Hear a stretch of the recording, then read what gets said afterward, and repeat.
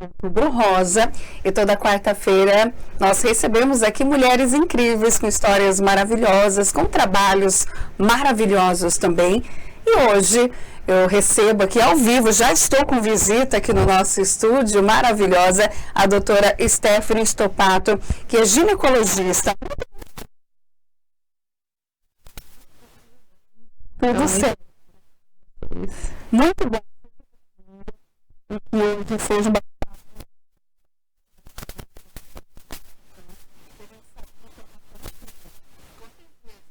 Esse Outubro Rosa é para isso, né? Para a gente tentar conscientizar e informar o maior número de mulheres. Ótimo. E eu já queria começar perguntando sobre o Outubro Rosa. Por que a gente fala...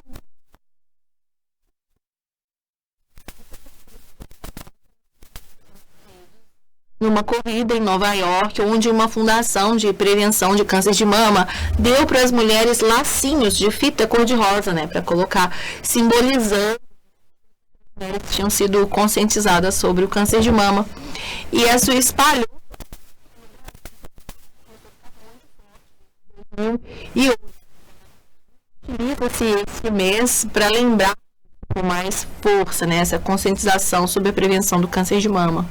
E a gente sabe que não é só no mês de outubro, né? A gente sabe que é mais forte mesmo essa conscientização, a comunicação, mas tem que ser sempre, né, doutora? Sempre. É importante, assim, sempre a gente pensar regularmente. A gente tem que ir ao consultório. O câncer de mama...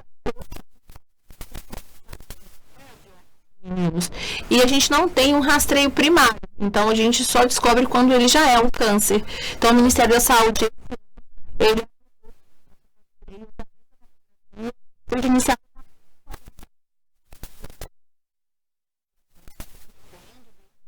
primeiro exame, né? Mas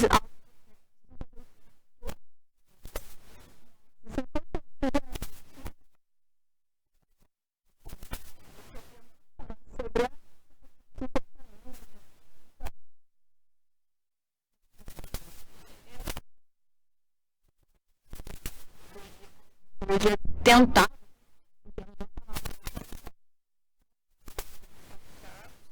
e na nacional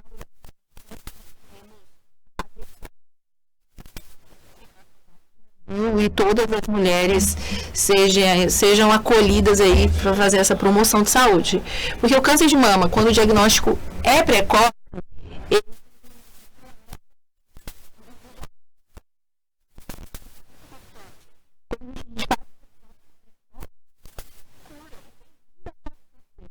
então, por isso é tão importante que sejam realizadas a mamografia, porque é o único exame capaz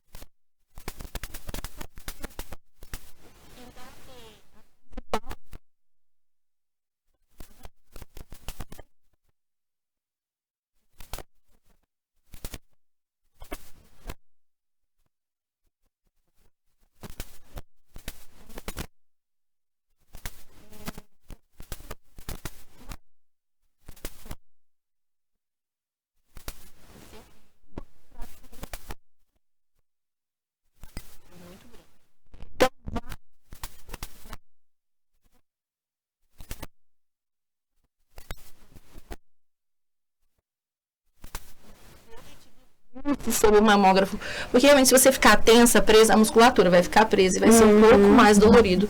Então, eu digo isso, pensa que ele é um namorado, entendeu? Um homem muito, assim, maravilhoso ali, abraço, abraçando com carinho e relaxa. Porque, gente, a prevenção é muito importante. E eu já quero falar sobre isso, doutora, porque o que mais a gente tem que fazer? Porque a gente sabe que os exames é importante, passar pela consulta médica, mas que há contribui para a prevenção? Isso é muito importante, porque a maioria das mulheres ficam muito tensas e preocupadas se tem algum histórico na família, mas só 10% tem relação familiar com esse histórico genético forte. A maioria são condutas de vida modificáveis, como sedentarismo, como tipo de alimentação, né? Então, uma alimentação mais industrializada, com produtos mais embutidos, né? Congelados, embalados no plástico, então essa alimentação que é muito artificial, o sedentarismo, o excesso de peso, né? Aquela mulher que tem alterações menstruais e não menstrua, por exemplo, ela está com muito mais riscos do que aquela mulher que tem só o histórico familiar e consegue mudar esses riscos ambientais, podemos dizer assim. Então, isso são coisas que a gente consegue mudar. As mulheres que vivem em cidades poluídas, que têm sono ruim, elas têm muito mais riscos de câncer de mama que as mulheres que vivem como nós aqui no interior, com um estilo de vida um pouco mais tranquilo. Cigarro também, bebida alcoólica, também contribui, doutora? Contribui. Então, o tabagismo por si só, né, o cigarro, uma série de cânceres, mas o de mama também. Então, por exemplo, se ela fuma, aí em vez de tá tudo bem na mama, o rastreio dela vai continuar todo ano, porque ela tem um fator de risco muito importante, que é o tabagismo, por exemplo. Então, mudar esse hábito, né, tanto a bebida alcoólica, né, hoje a gente fala uma lata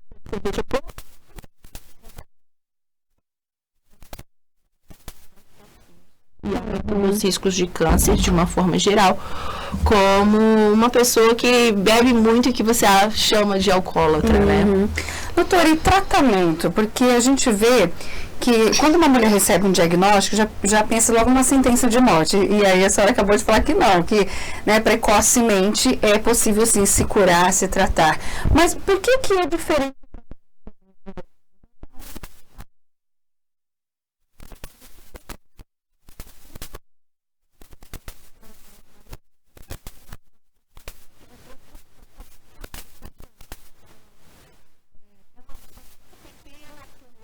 Centímetro, então às vezes aquele tumor é muito grande para aquela mama. Agora é uma mama muito grande, aquele mesmo tumor de 1 centímetro, ele é pequeno.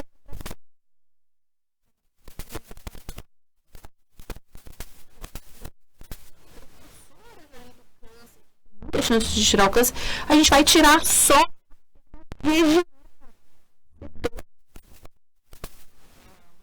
vai tratar e com muito menos prejuízo ali, estéticos e de qualidade de vida para aquela mulher.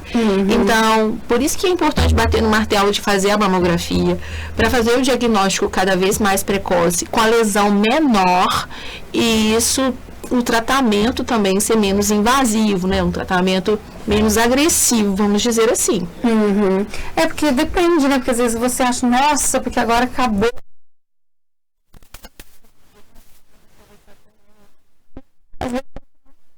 Imagina, né? E os tumores de mama, o nome dele é tumor de mama, mas eles têm sobrenomes, né? Então, depois que faz a biópsia, também faz exame genético, exames cistoquímicos, né?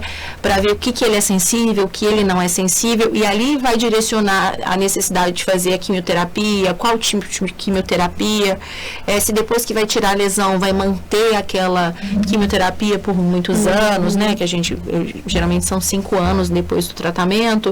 Então, depende do sobrenome, vamos dizer assim, desse tumor. É muito importante, viu? Você conversar com o seu médico, você tirar todas as suas dúvidas. A gente sabe, é um momento doloroso, a gente fica com medo mesmo. Mas quanto mais informação a gente tem, mais fácil e mais leve é o tratamento, né? Doutora, o estado emocional. Sim, hoje a gente tem grupos de apoio, né? Até na nossa cidade também, como o Grupo Ato, de mulheres que acolhem aí as mulheres com câncer de mama.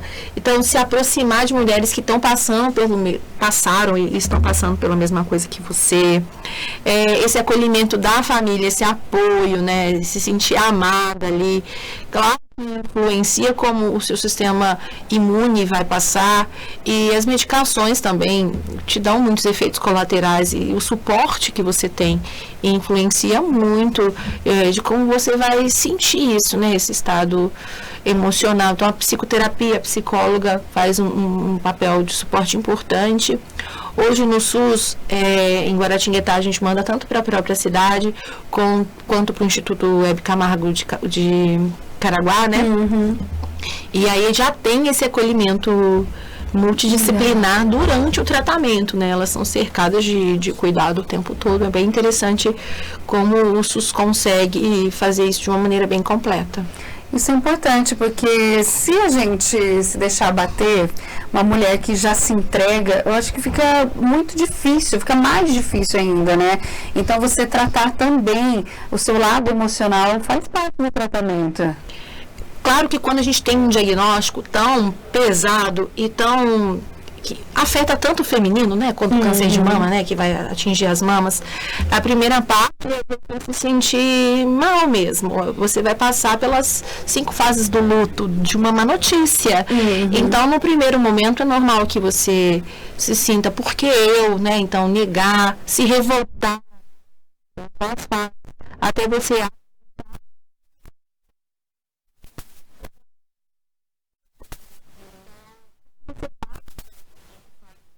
que ela passa, depende de qual acolhimento emocional você esteja, e por isso é importante que alguém esteja aí do seu lado e seja seu suporte, sim, e caminhe junto com você.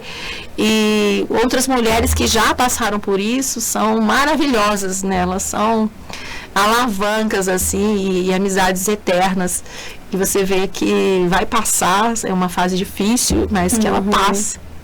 Isso que é incrível. Doutora, tem alguma coisa a ver, que eu já ouvi falar, mas muito por cima, sobre a questão de ter filhos depois? Muitas mulheres falam, porque eu passei por um tratamento, não posso ter filhos depois. Isso é real ou é mais... E já...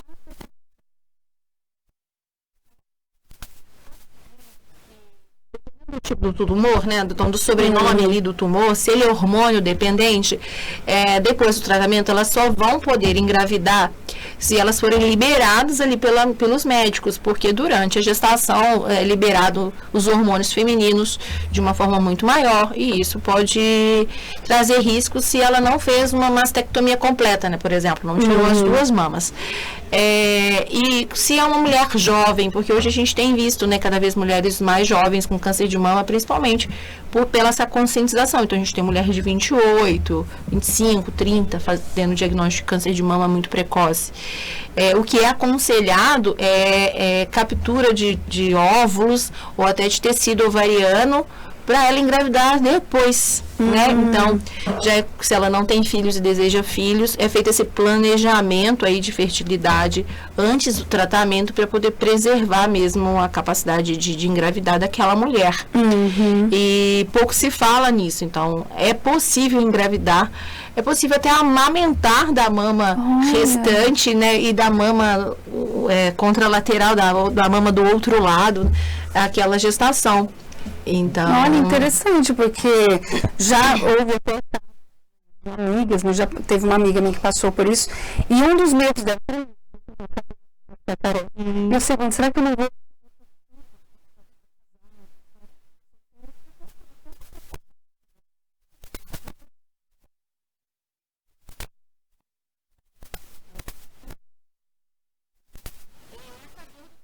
né, do cabelo, a sobrancelha, os cílios, a mama, né, da imagem da mulher que a gente se cuida tanto, né, e se enxerga tanto. Então ele machuca esse feminino. E a capacidade fértil, que é praticamente a capacidade de ser mulher, né, a capacidade de reproduzir, mas precisa buscar boa orientação, né, os protocolos corretos. É possível preservar, sim, essa fertilidade, se for o desejo daquela mulher. Legal. E engravidar, a gravidez em si, quanto mais gestações e mais amamentar, como a gente fica menos exposta ao hormônio feminino, que é o estrogênio, é um fator protetor.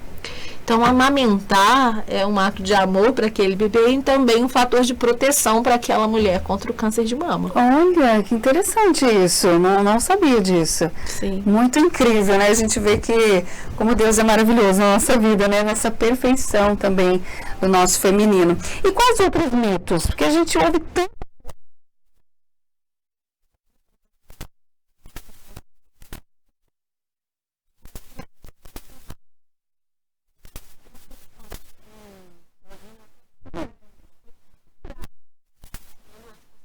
Ele é um fator de proteção contra o câncer de mama, que ele vai evitar que aquela mulher fique exposta ao hormônio feminino que ela produz, talvez, em excesso, como alterações de menstruação. E aí, diminuindo a exposição ao estrogênio, a gente diminui a chance de câncer de mama. Então, esse é um mito. Muito grande, assim. E reposição hormonal para a mulher em fase da menopausa? Porque eu já...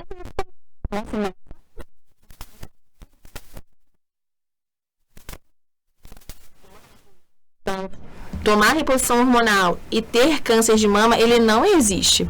O sedentarismo, a obesidade, ele sim tem um risco relativo muito maior do que a reposição hormonal. Esse mito começou na década de 90, que teve um estudo americano muito grande, que foi o WHO, e ele usou reposição hormonal para mulheres em qualquer idade. Um tipo de progesterona específica que não é uma progesterona natural produzida pela mulher. Então a gente tinha mulher de 70 anos começando a reposição hormonal e esse estudo foi interrompido porque as mulheres estavam começando a fazer muito mais câncer de mama do que as mulheres naquela faixa etária, então não tinha nenhum grupo controle tão forte. E aí começou este mito. Então hoje, com o avanço, isso a gente está falando de 1990, né? Então nós estamos em 2025, aí a gente já tem o uso da progesterona natural, né? A gente tem as mudanças do estilo de vida, então a reposição hormonal por si só, ela não aumenta o risco de câncer de mama, mas ela precisa ser avaliada anualmente. Então, assim, este ano eu vou no meu ginecologista, eu preciso de reposição hormonal porque a menopausa está muito desconfortável, está trazendo prejuízos para a minha vida. Então, este ano, ok, o meu risco relativo, o meu risco não está aumentado de ter nenhum câncer. Então, eu vou manter a minha reposição hormonal. Esse ano não, esse ano eu tive muitos problemas familiares, eu engordei, eu fiquei sedentária, eu estou fumando. A reposição hormonal realmente não é para você, porque somado com tudo isso vai aumentar o seu risco relativo de ter câncer de mama. É tudo muito relativo, né, doutora?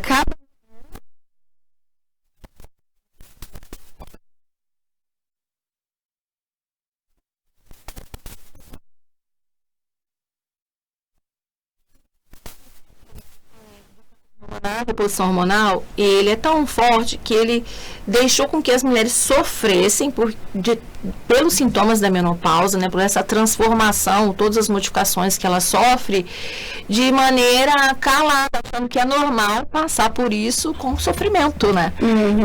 E sentir calor, insônia, irritabilidade, a perda de memória, né, essa irritabilidade da menopausa que te atrapalha na sua rotina, que você não se adapta, isso não é normal e você realmente precisa de ajuda. E essa ajuda precisa ser avaliada de forma individual, com certeza. Muito bom. Doutora, para a gente finalizar, eu queria que a senhora deixasse uma...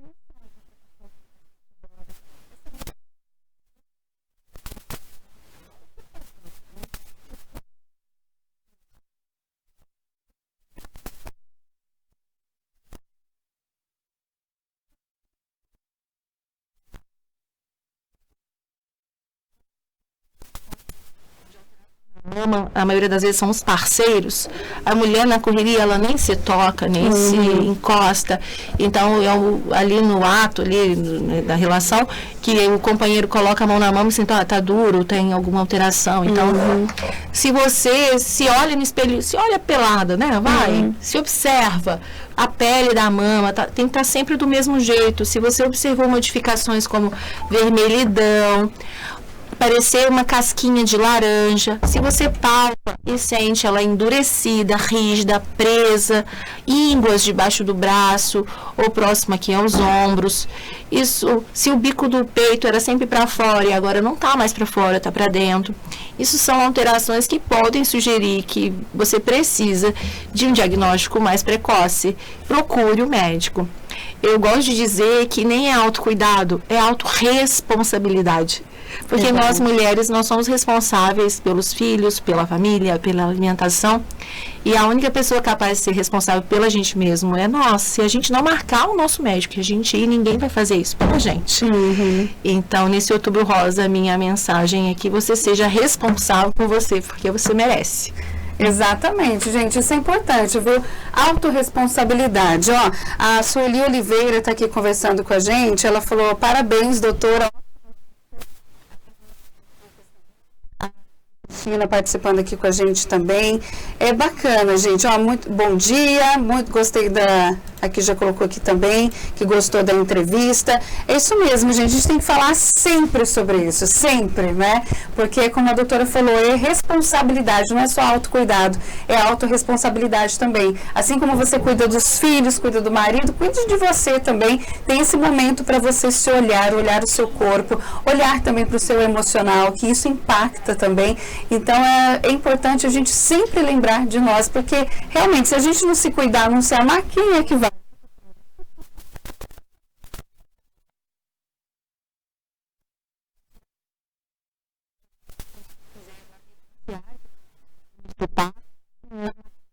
Também Obstetra por Amor, e também tem a minha página www.obstetraporamor.com.br. Ah, maravilha, obrigada.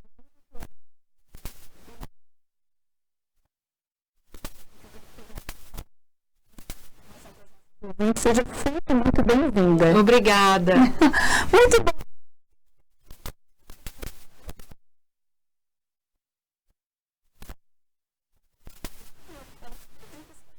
Aí para observar, viu? Se observe mesmo, se ame, dedique uns minutinhos aí para você, porque vale a pena. Metropolitana.